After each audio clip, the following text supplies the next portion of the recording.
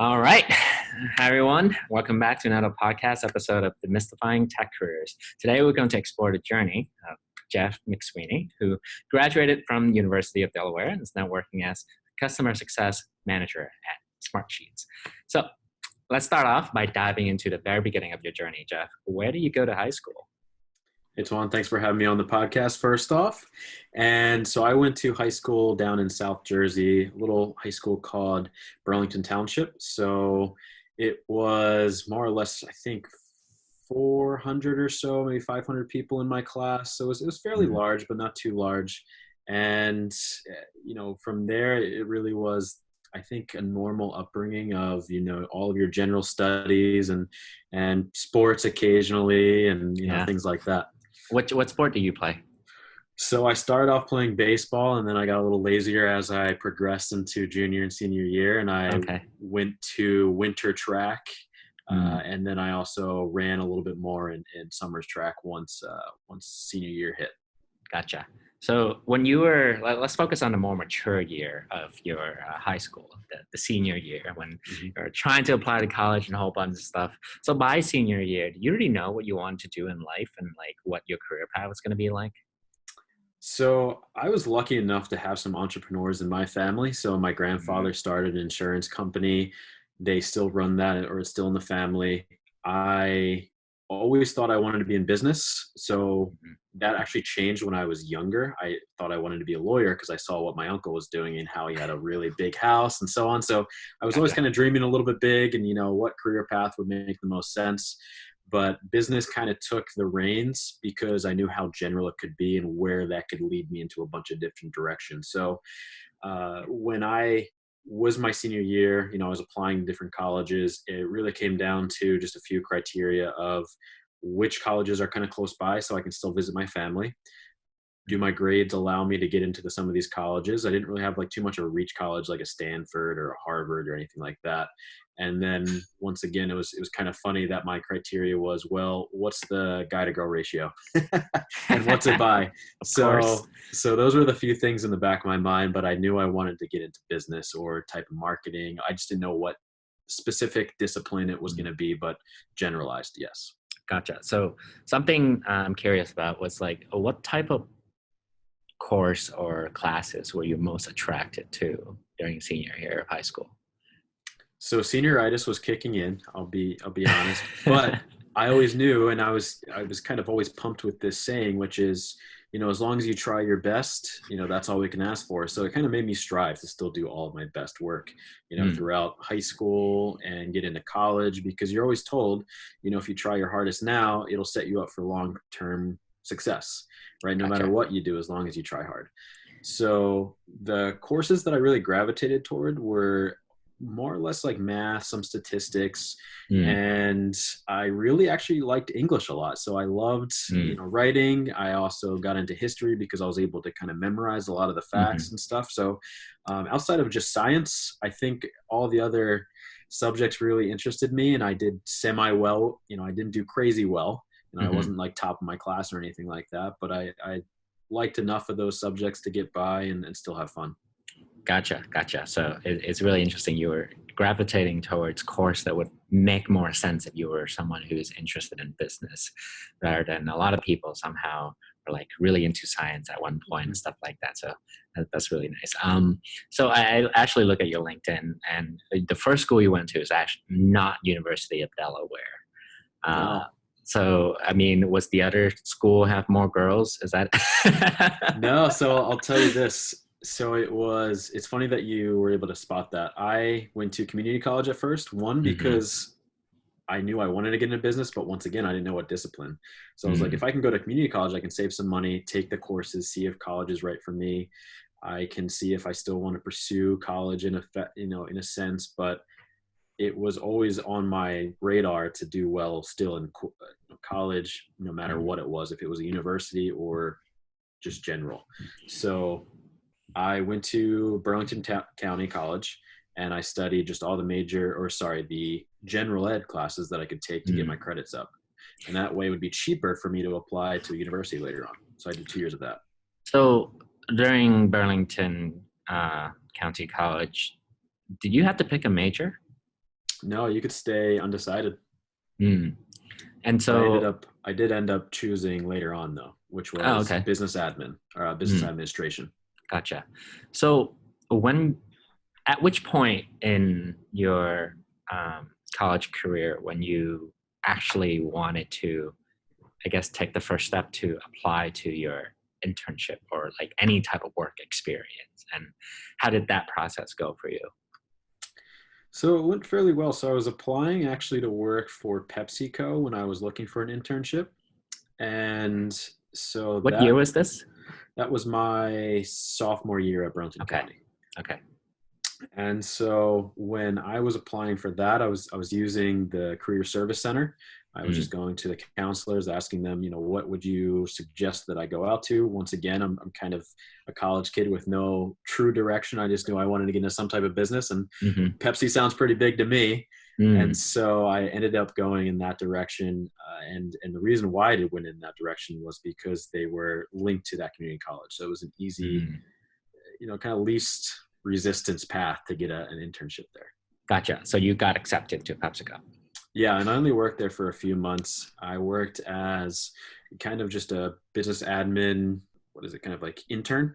So I was Hmm. just following around, shadowing some different subjects. So it went from a couple weeks in the finance department, a couple weeks in the marketing department, and then the sales department. So it was only those three.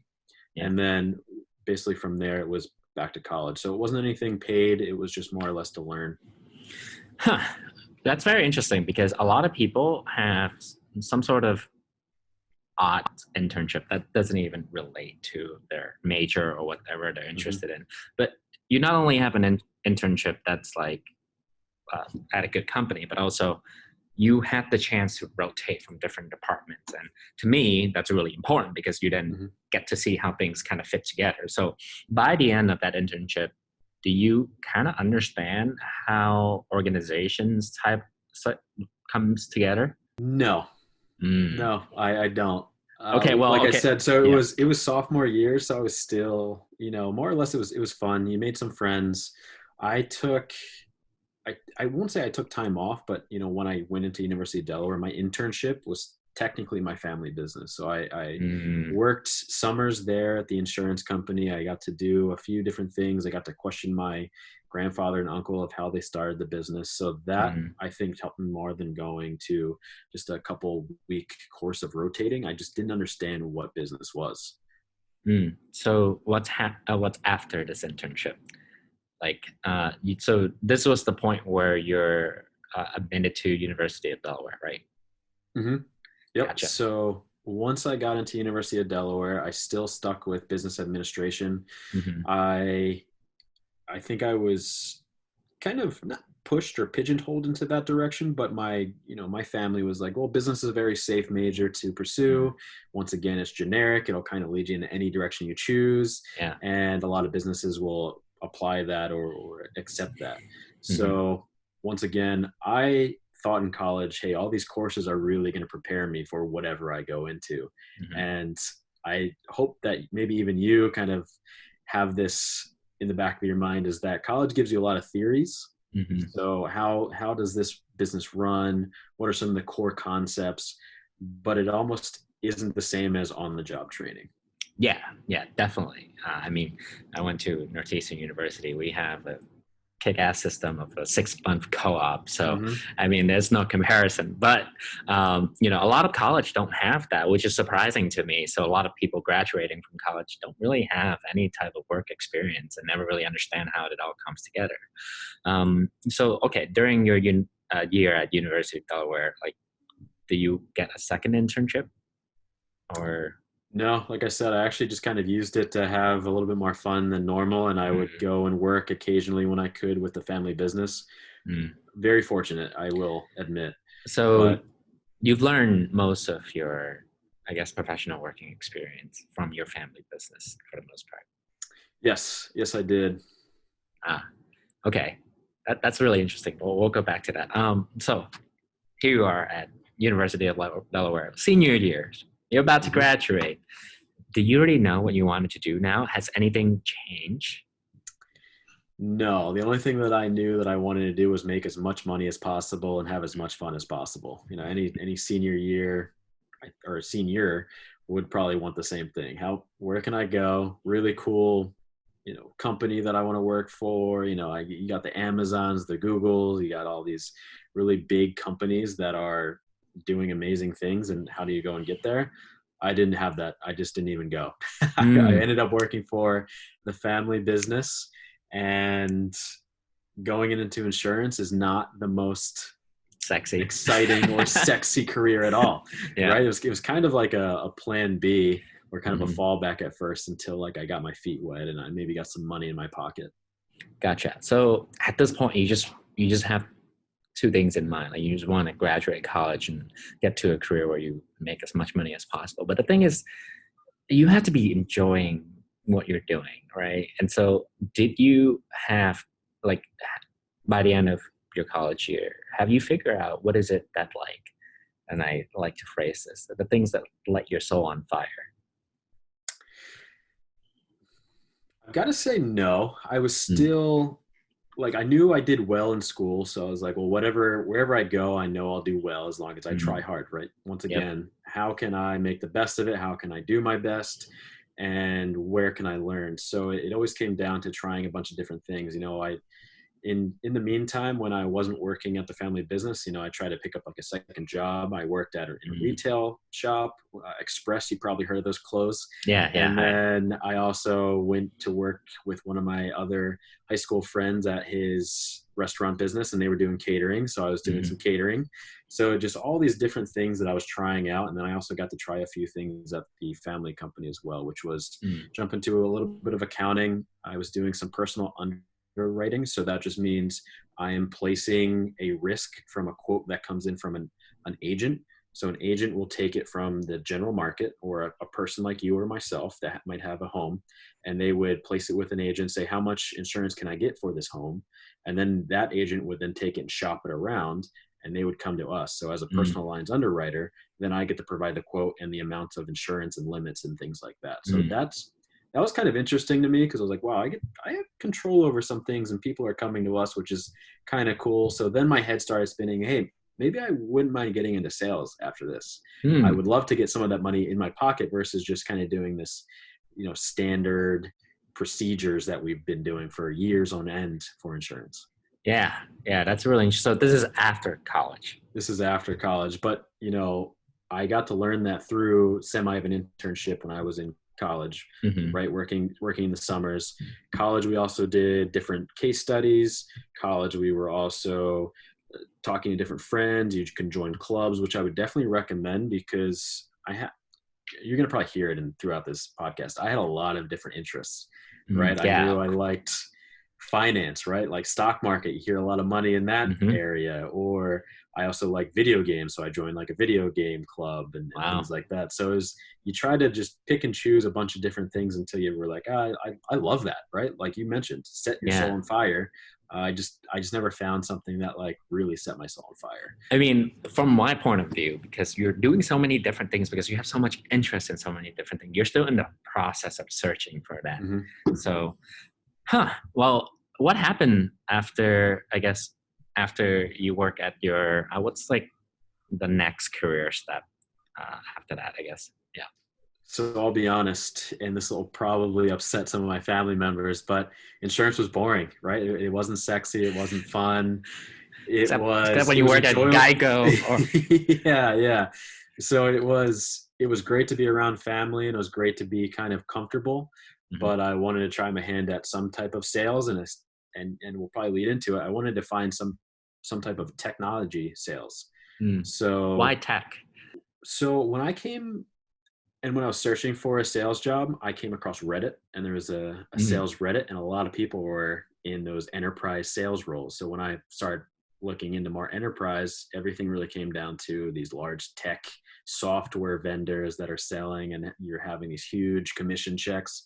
So the Mm. commission checks are your bonuses after you sell. Yep. And so that's what I wanted to get into. I was like, let me chase the dollars and see if that really kind of lights me on fire there. Just to clarify for those who don't understand that concept further. So like Depends, and I'm just going to use arbitrary example. If you were to in sales, if you were to sell something for like 100K, and the commission is like 2%, then you get $2,000 off of that sales, and then you repeat that over and over again. Or if you're selling a software that's like $1 million, you get 2%, and you get 20 grand after that. And you can repeat it over and over again. So it's like the potential is limitless, just the amount Right. of output that you can create or creativity you can do. So having a sales role is quite lucrative. And I guess Mhm. when you understood that, you fall in love with it. So tell us more about sort of like your experience there. So I went to a company called Market Resource Partners, or Okay. MRP for short. They were based out of Boston, or sorry, I would say they had a satellite office in Boston, but they were based out of Philadelphia.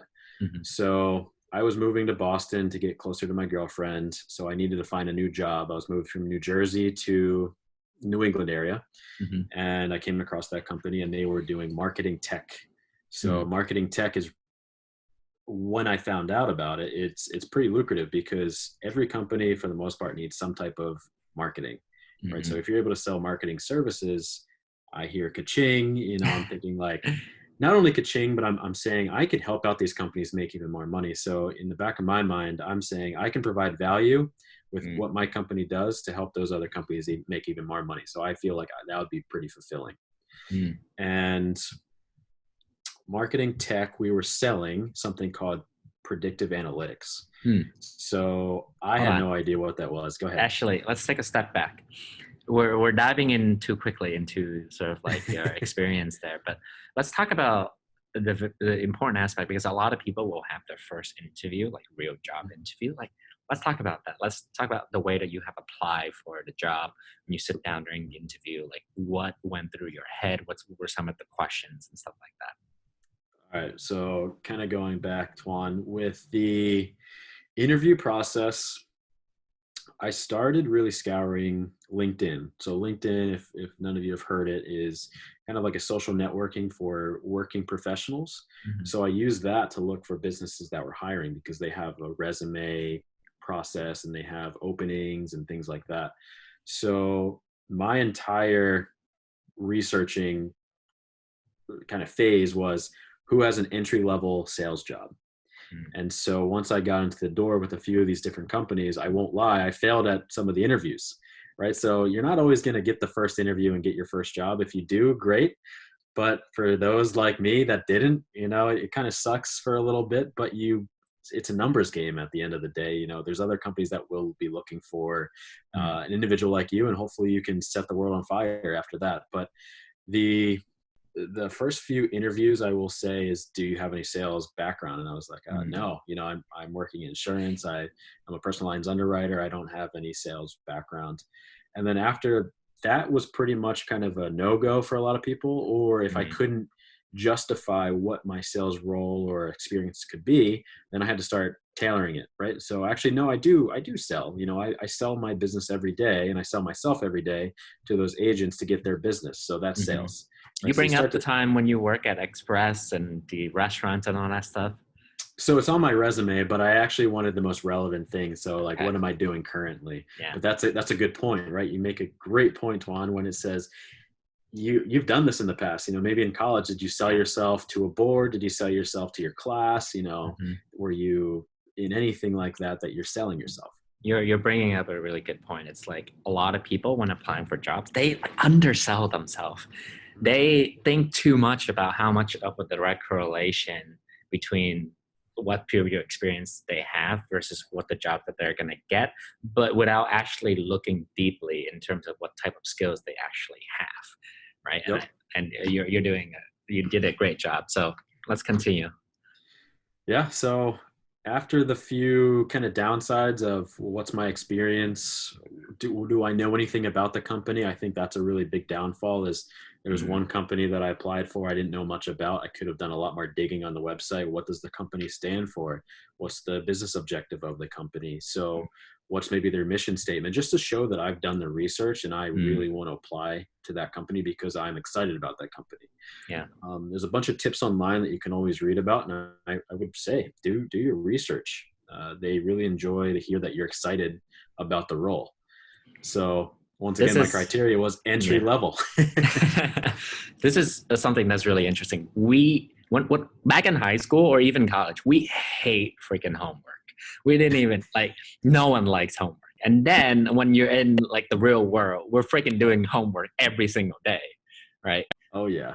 Yeah, and that's essentially the research, the looking up things and stuff like that. So that's when like something that I just want to point out. That's something that people don't realize how important homework was. And sometimes you can twist it. It doesn't even have to be homework. Like, hey, this is just normal day-to-day stuff. If you're Googling your next pair of pants, like you're kind of doing some research and homework on it. I Yeah. guess you can call it homework. So it's the same thing, but you're looking out for your career and how you're gonna, make yourself known in the world and make a name for yourself. So it takes precedent when you're trying to move up. Yeah. So what's next? All right. So once I've gotten my few interviews, I get into the interview process. So most companies do have more than one round of interviewing. And I would say it's not always typical, but Mm. usually you'll go through a screen interview, which is just a phone call from the recruiter saying, hey, I've gotten your resume. Why are you interested? They're trying to make sure that you're competent, or maybe even just you have soft skills to speak about the job. Mhm. So once you get past that round, MRP also made me go for an in-person interview. So I got to meet the directors in sales. I got to meet some other fellow coworkers that would be mine sooner or later. Mhm. And I got to ask them questions around, what does the role entail? What are the OTE or on target earnings? So what do I expect to make after I sell whatever software or hardware it might be? And so you kind of get to learn a little bit more about the role. What's your day to day like? What tasks do you typically have?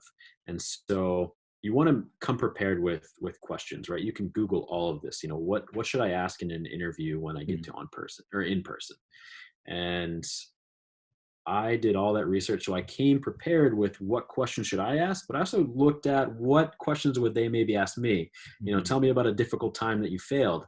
Tell me about a time that really tried your patience, and what did you do to prevail after that, right? So those types of scenarios I came very prepared with, from either my previous role or from college. Like you said, use your past experiences to sell yourself. Mhm. So those questions happened. After the in-person interview, I had to follow up with the director and say, hey, I really enjoyed meeting you. I would definitely suggest doing this with every job, is have the follow-up. So that's Yeah. either via email or handwritten note. Mhm. And I was saying I was very excited about the opportunity to get this role. What are next steps? Is there anything that I can do, or do you know where I am within the queue of getting this job?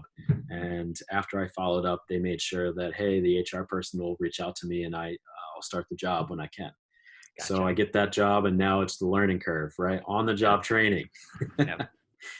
I'll be You, honest with you, it was hard when I first started that job oh my God. because you expect to know how to sell right away, and you expect to just learn it. Well, Mhm. some jobs don't always have great onboarding, and what onboarding is, for those of you that don't know, is they have like a detailed breakdown of how to get you mentally and physically prepared for your job every day. So Mm. this job and with sales, I think it's kind of like a sink or swim mentality for most, Mm. which just means, you know, you learn the product as fast as you can, and you see if you can then sell it to the customers or your book of business that you've been given. And that's Yeah. that's kind of what happened for me. It's like doing one of the hardest assignment you can ever receive in college in the Mhm. shortest amount of time possible and start producing results. So, geez, how do you, what sort of like mindset do you have when approaching that? Because this is so new to you. There's a whole bunch of pressure. Everyone's expecting you to perform. Like, how do you go about that whole learning curve? All right, so it feels like yesterday going back into this thing. Like, what's the beginner's mind of, I don't know anything. How do I go about learning all this stuff? Mhm. So one, it was asking all of your colleagues, like, hey, what are you reading? How are you getting better at your job? So it's a lot of questions. Once again, Mhm. kind of doing even more research, Yep. understanding how are they doing really well in their role, trying to reverse engineer, just meaning like you're taking what they're doing, and then how can you then do it as Mhm. good or better than them, Yeah. and hopefully, produce. So beginner's mindset was read the material, try to listen to what others are doing and try to learn, or at least maybe shadow them and Hmm. see if then I can reproduce that. So that's literally what I did for weeks on end. I was just trying to figure out what they're doing that's working and seeing if I can then repeat that. Mm. And I guess so. This is for a sales role, right? This is for the sales role. Yep. Um, we had a lot of salespeople on the podcast already, so we kind of have an understanding how sales is kind of like now. And Hmm. I just want to wrap up this experience in terms of just trying to understand, like, what do you get out of this experience? And um, I guess now, have you figured out what you wanted to do? Yeah. So wrapping up the experience, it was the fact that one, I didn't like cold calling all the time. Oh, okay. And two, it was just the fact that, hey, you need to know your product in and out. You need to know your market and the demographics that you're selling into. So that really helped me understand what pieces of sales did I really like and what I didn't like. Mm, So once again, kind of trying my hand at a lot of different things.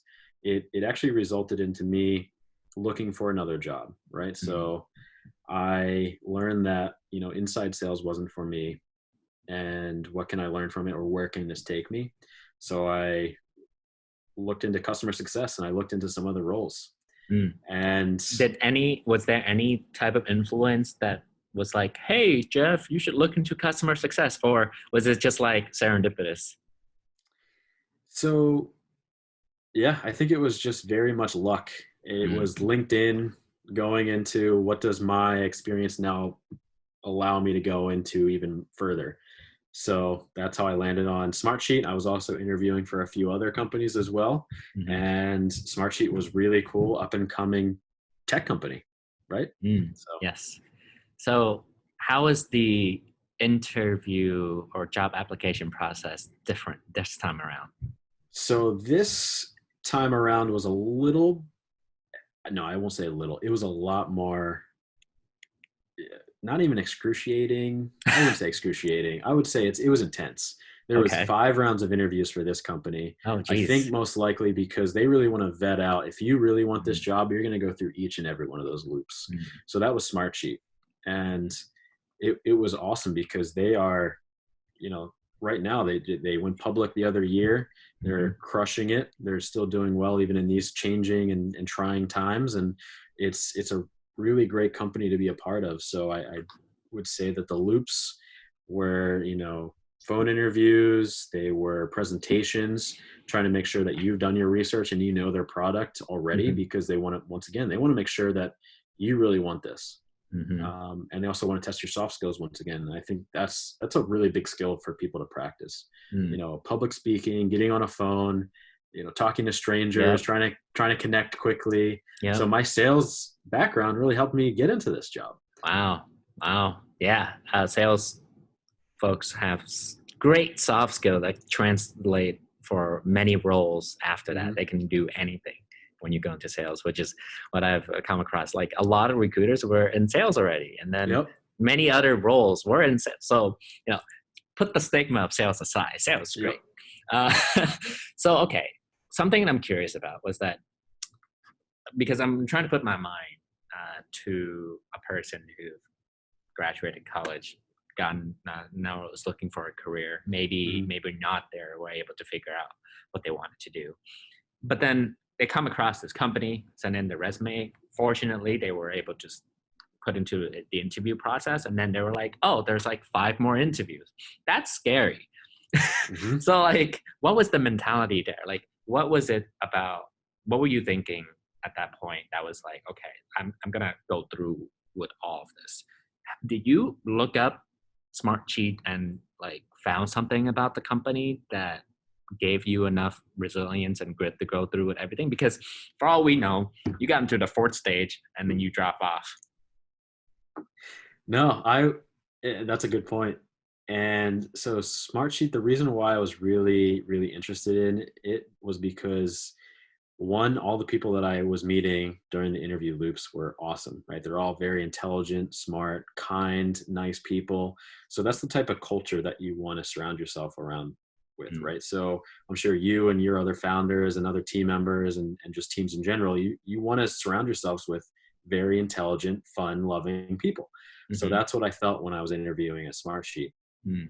Now, the patience to get through everything was fairly easy. One, because I knew I wanted to get out of my previous role, so that really helped out motivate me. And then two was this the fact that this company was up and coming, right? I saw it in the news. I Mm-hmm. got to read a little bit of the articles that were being produced about the company. I was toying around with the actual product. They make it so there's a free trial, so Mm-hmm. you can test it out. You get to kind of learn the ins and outs. There's a lot of free just training around it. And I'm like, this is awesome. This is like similar to Excel, but Mm-hmm. it's a little bit different. I actually really love Excel. I like number crunching. I like this. So I was like, this could be very cool for me. I would love to pursue this even further. I And can that's the see. reason that helped me get Yeah. through it. I can see how that relates back all the way to high school, and you were like math and economics class and all that stuff. Yep, That's pretty exactly. cool. Yeah. So okay, you were pretty interested in the product. You got into the interview. Now let's dive into the meatiest part of this podcast. What is your day to day like as a customer success person? What is your responsibilities? And let's talk about the mundane stuff as well as the things that is really exciting, the things that's really boring, right? Because we want to truly understand when you walk into a company, a tech company, as a customer success person, what type of activities you're going to be doing. So I think customer success is definitely different in a lot of different companies, right? So Mm-hmm. it could mean something different. Your day to day could be different, but I love what I do every day because it takes what I had in sales before and it allows me to then kind of step into the shoes of somebody that I really want to be, which is a technical expert. Mm-hmm. And that also allows me to be semi of a salesperson, but really I'm helping customers that have already bought the product. I'm making sure that they're getting the most out of their product, right? Mm-hmm. So we're able to leverage myself and my other counterpart in sales. Mm-hmm. So I work in tandem with another sales rep who basically does the expansion side. And Yep. then I'm more on the technical side that helps out with the product in general. Mm-hmm. So my day to day is joining calls, understanding our customers' processes and use cases. So what that means is how are they using the product? And then how can I help make it better? How can I Mm-hmm. make it more efficient? What Yep. best practices do I know from other customers and how can we implement that with them to make them love us? So that's it in a nutshell. And then I can talk about what are our KPIs as, and KPIs as key performance metrics or indicators of Yep. what my day to day should be and how I can help drive revenue for the company. So it's net retention. So what net retention is making sure that these customers stay our customers and that they're Mm-hmm. going to stay spending the same amount or more Mm-hmm. with us. So Mm-hmm. that's one big KPI. Mm-hmm. Another KPI is, how well engaged are these customers? Do we have, and so we actually are a subscription based, meaning, each and every month they're paying something or annually they're paying a different contract, and so on. But we want to make sure that these users from these plans are all engaged. They're going to be using the platform. They're going to be using their licenses and so on. And are they using the platform for what it's intended to do? So that's another KPI. And then the really fun thing about SmartSheet is that they have an individual KPI, meaning how do we get better personally? Mm-hmm. So Yep. where are we going to go learn something? Can we go shadow another team so we understand how all the departments work? So it's really awesome to have that type of part of our metrics that we're tracked on. Yeah, I think it's very interesting for a lot of tech companies that are growing. They have a pretty process where it, it not only focuses on the performance of the company as a whole, but it also have a focus on the person. That's something I notice. Okay, this is all very interesting about sort of like the activities that you're doing. I think to clarify things more is if you can give us an example as to Day-to-day. what is like one of the success case that you were able to do for one of the customer, and I guess also to talk about the failures too, because the failure is always fun. So let's talk about, I mean, if this was Instagram or Facebook, I mean, people would get how we track customer journey and improve it. But let's talk about it in a SmartSheet type of path. Okay, so what we try to do is once again, so every day is talking to customers. We want to understand their use cases. So day to day, we have scheduled calls Mhm. and we're meeting with different stakeholders in those companies. So you kind of have to have a pretty generalized brain of, and this really comes into business, is what does each department do and what are they looking to track or what are they looking Mm, to improve? So you might have to repeat your question, but basically when a good use or a good, success story is how do we help grow a company and how do we help increase their spend with us, right? Is that pretty much what you're looking for?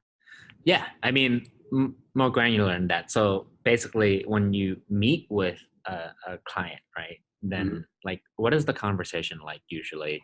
And like, how do you make it so that at the end of the phone call, it's like, thank you so much, Jeff. This was great. Thank you. We're like flying to be the next rocket ship, Yep. the next unicorn company or whatever. Yeah. Yeah, so it always comes down to understanding what's in place for them. Do they have a process in place? Do they have, and I'll give an example. Let's just say you and I are talking. I would want to say, Tuan, what today are you looking to track? Like which department do we want to focus on? So let's just say you are talking about your sales department, for instance, or let's just do projects actually. So project Mhm. management in general, you have your set projects Mhm. and you're going to say, hey, right now we're tracking them in Excel, but nobody has visibility into how everyone's doing or like where they're at. And Mhm. so you have to do, once again, a lot of discovery or research Mhm. around how are you using this today, who is using this, who's responsible, what are you trying to get out of this, and then how can Smartsheet help. So in the beginning it's a lot of questions, it's a Mhm. lot of me trying to understand what you're trying to do, and Mhm. then now I'm trying to conceptualize and how do I put that into Smartsheet. So one, we make you look like a rock star, and two, you get all the information that you need and you can present this to upper management or your executive team and so on. So Mhm. that's a typical call in a nutshell. But a lot of those questions are, who who's part of your team, how large is your team, who does what are you looking to get out of it, Mhm. and you're really diving into what other applications are you using, you know have you thought about implementing or importing from your other application in the Smartsheet to help you better track this. So it's a lot of those questions and Yeah. understanding. It's very interesting. A lot of qualifying Hmm. when it comes to sales. So, to speak it in plain soft skill, you want to understand the other person more than anything. You don't want to just shove solutions down their throat without truly understand what they want to do. Correct. Yeah. So it definitely comes down to the fact that I want to give the best experience to the customer as Hmm. customer success because I want to make you successful. And if you're Hmm. successful, then I'm successful. So Gotcha. that's what the end of the day comes down to. So that's success. What about the time when you messed up? When I don't qualify it correctly, or if I miss, let's just say some. All right, so we can put an example here together. We have so much data at our fingertips, right? Hmm. So there's accounts that might be signifying that they are not going to renew with us, right? They're Mm. decreasing their licenses or they're responding in an email saying, "Hey, we're not going to renew with Smartsheet." Hmm. It's kind of scary, right? And what can you do besides once again try to understand why they are about to not renew? Hmm. So it comes back into the soft skills of let me just try to like emphasize or not emphasize, but empathize what's going on in your world. So, and today, we have COVID-19, this virus that is running rampant and shutting retailers down and shutting Yep. restaurants down. So it's understanding like, hey, where are you at today? How can we try to help you out? Is this a money thing or is this just the fact that, you're looking to cut costs everywhere? So those examples happen quite often and you just have to be resilient and Mm. persistent that you're going to offset them and hopefully actually just exceed them with wins, but you're always going to have your losses. So Mm. if you want like a specific story, I've got tons of them for you. I just can't give you names, but i Yeah. would i would say, hey, it happens, and the best thing you can do is try to take and accept it and learn from it. Like, why did I not notice this earlier? How did I not get in front of it? So you kind of look back and reverse it and saying, what can I do better? Awesome.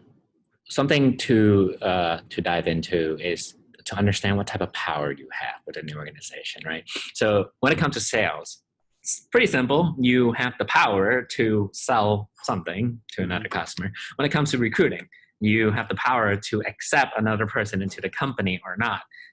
What power do you have? It's, once again, I think this is a tough question because I think we have a lot of powers in customer success. Oh. So there's a funny analogy. You can think of us as air traffic control. We can connect you with anybody that you need to connect with in the company. So we're partners with all these other different departments, but yet we're kind of like the glue between them all, because we have to help you with, getting your bills paid. So that's finance. We have to help you market to the rest of your team. So that might be sales or our marketing department. Or if you need technical help, something's broken, we link you out to support.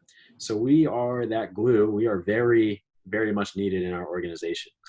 I find such a common theme going on here.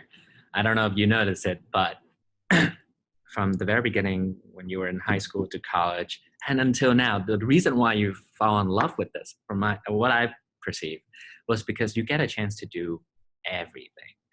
You get a chance to connect and see every single thing all at once. You're not the type of person who just want to do one thing. You want to do everything, and that's what keeps you exciting. Oh, that's so wonderful. Wow. Okay, I didn't realize that. Customer success is one of the things that I have less knowledge about, but this is very interesting. Yeah, it's awesome. Like you said, I can generalize.